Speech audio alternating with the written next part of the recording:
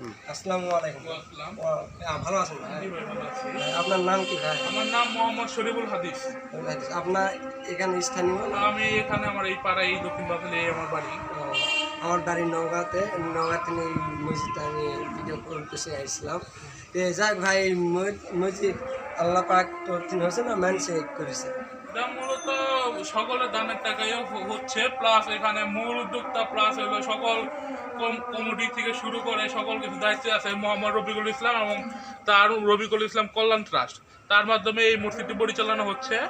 পাশাপাশি এখানে বিদেশ থেকে অনেক দান খয়রাত যারা করে তারা তার মাধ্যমে এখানে পাঠাইতে পারে, প্লাস আমাদের দান বাক্সের মাধ্যমে প্রচুর টাকা আসে যা মসজিদের কাজে ব্যয় হচ্ছে, প্লাস মসজিদের সকল কাজ এই তার মাধ্যমেই হচ্ছে।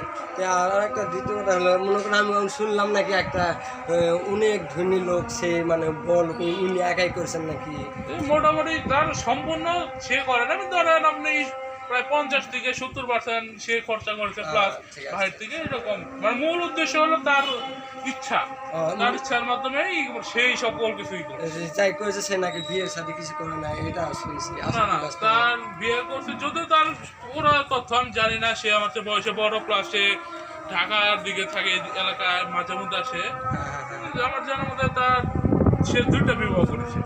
দুইটা এরকম করছে আমাদের